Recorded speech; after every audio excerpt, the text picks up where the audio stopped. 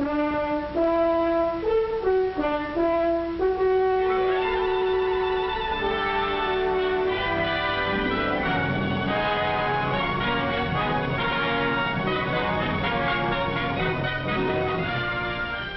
of us, whether or not we served in uniform, are veterans of a war in which freedom and free government are at stake.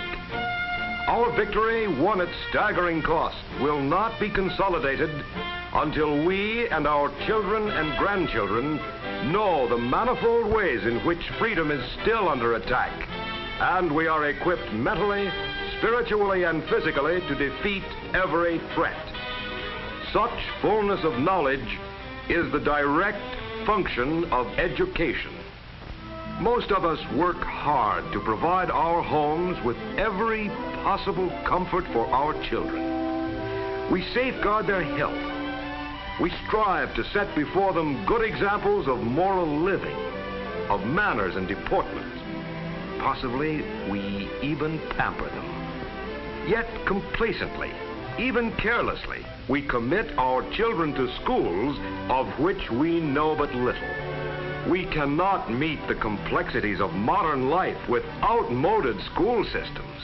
We must keep our educational standards abreast of the swift-moving times in which we live, if we hope to preserve our national heritage and our American way of life. The American way. Is it a city or a farm? It's the Tigers. It's the Yanks. It's our home. And my job. The free press. Our Father which art in heaven. Freedom. What does it mean?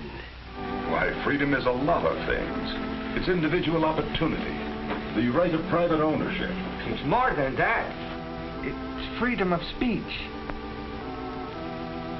People can live without fear. A man has the right to work where he wants to, with incentive. Freedom is the road to achievement. It permits the discovery of science. The American way eliminates master and slave. And we, who have no master, better serve the world. But this was to be a meeting on schools.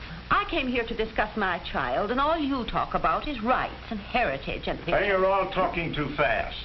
You're too fancy for me. I've got a field to plow.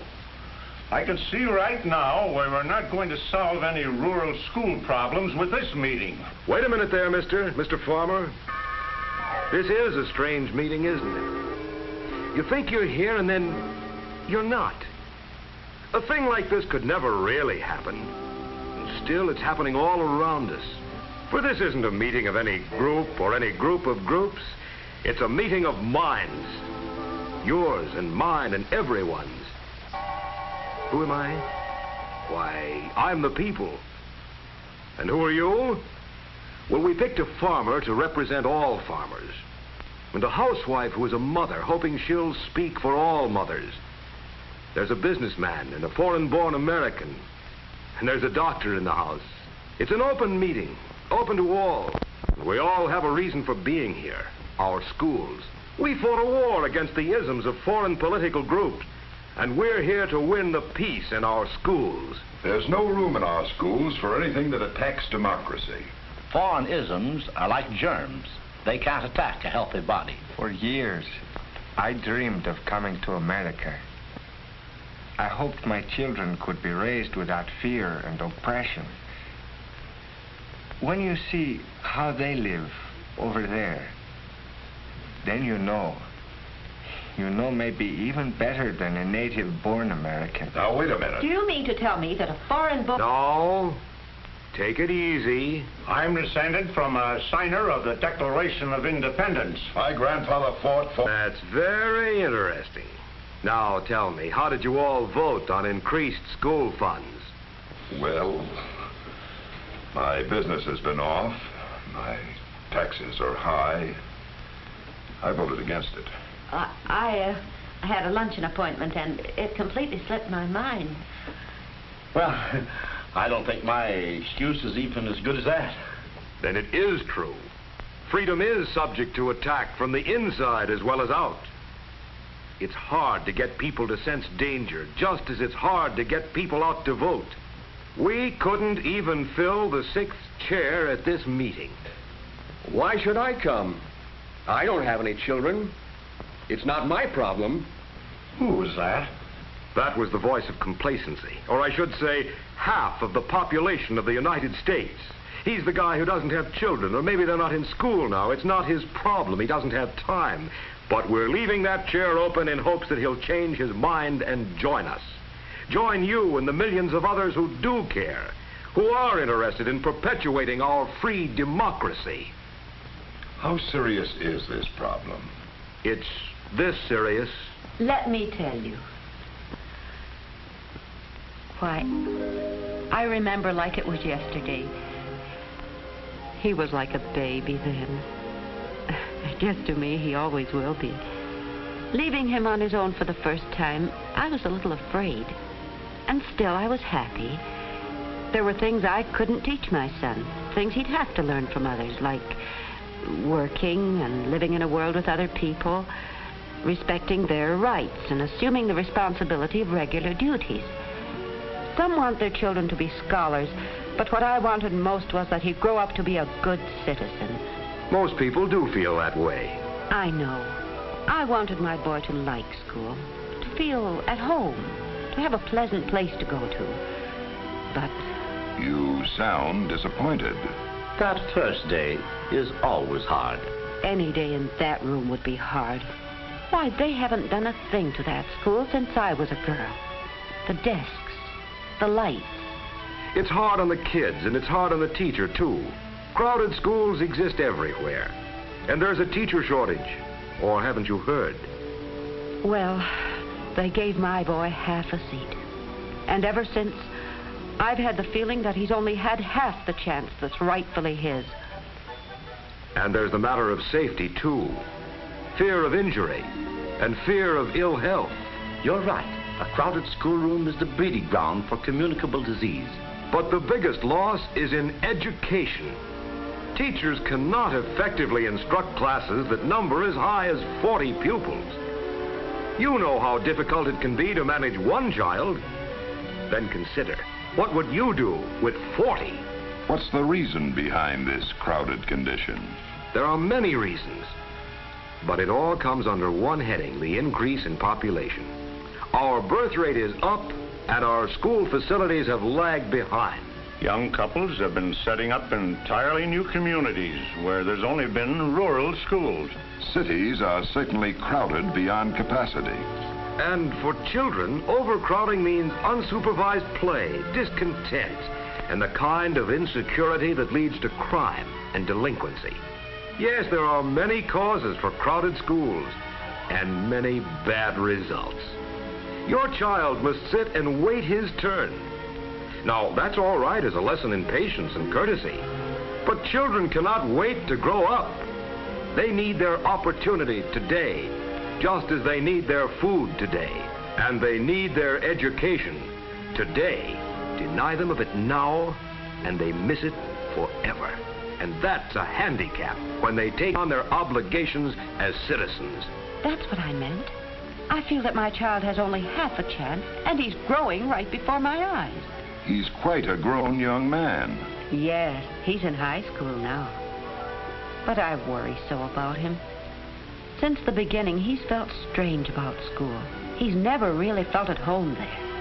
If they had a few things, a few touches to make a youngster feel welcome and at home. My husband's plant is modern. It's well lighted, it's cheerful. And my kitchen, it's pleasant and efficient. I have a place for everything. Why can't our boy have at least some of the advantages in school that he has at home? He should have. Your boy needs the security that is built by a happy school association. It's protection against unhappiness and dissatisfaction, two evils that ruin countless lives. Tell me, does he take any special interest in his education? Does he intend going on? I don't think so. We'll consider ourselves lucky if we can even get him to finish high school. Have you spoken to his teacher lately? She's interested and can help. I hadn't thought of that. He's going to need an education to make a living. Well, that's right. My boy increased our crop yield almost 40% with the scientific farming methods he brought back from school. Yeah, it sure pays off. It's gilt edge. A year in school pays off 3 to 1 in future dollar earnings. Yet 1/3 of our national school population drops out before finishing high school because of conditions provoked by the shortage of facilities and teachers. That means that 1 out of every 3 is denied his right to a chance? That's correct.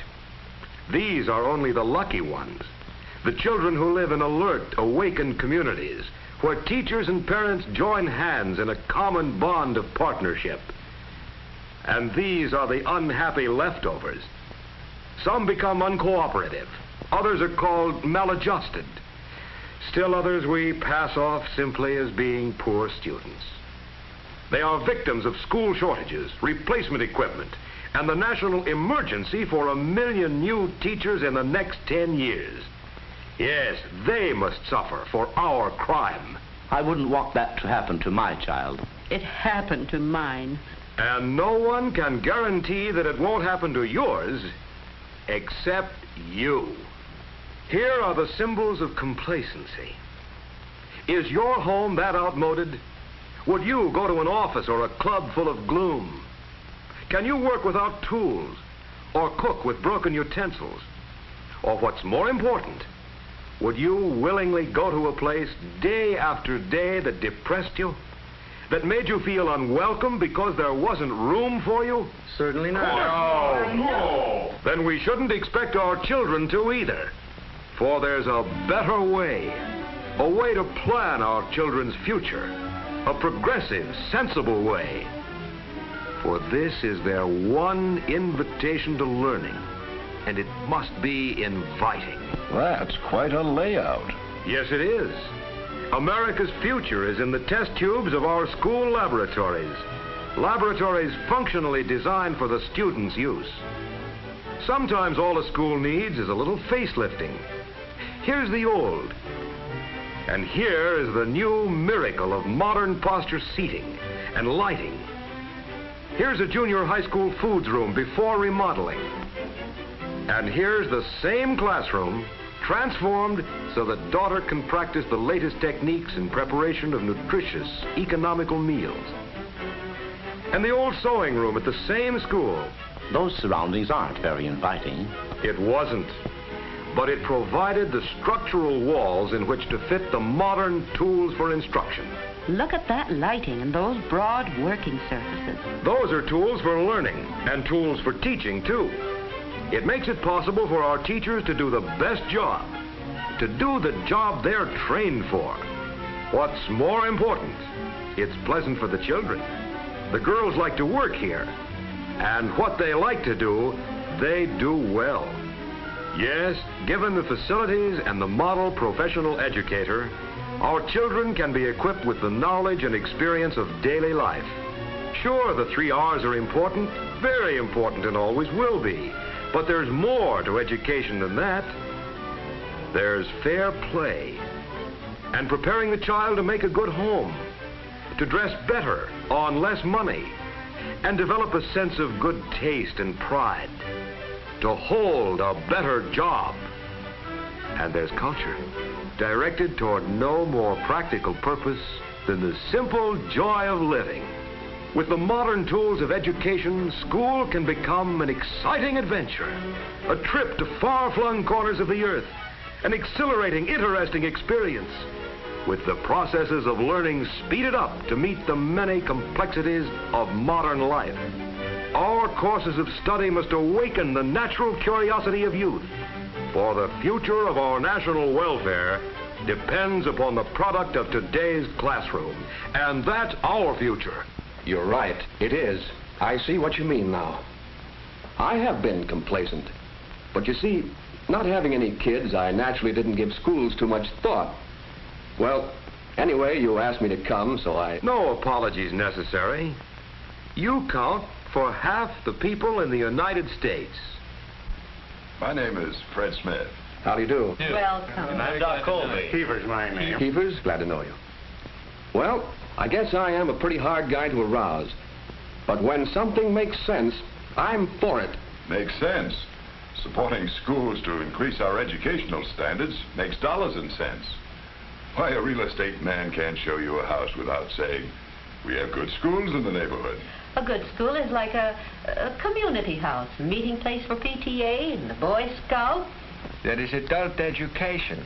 The doors are open to any worthwhile cause. We all agree on that, even I. But what are we going to do about it?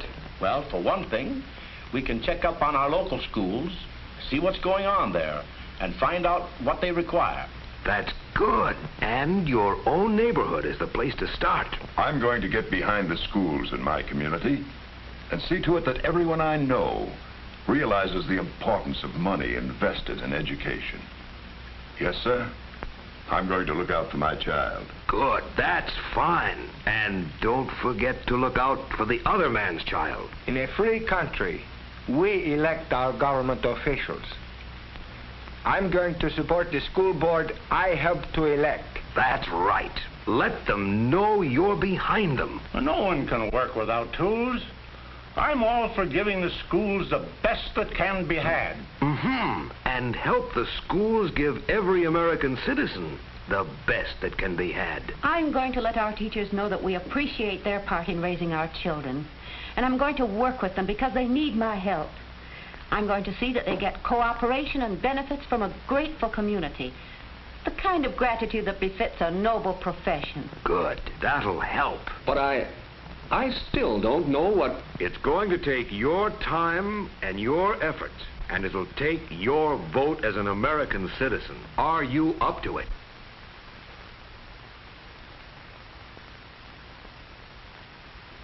Yeah, I fought for freedom once, and now I'm going to work for it.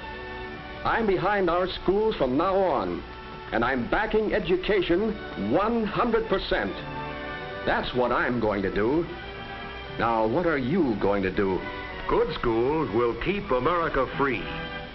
What are you going to do about it?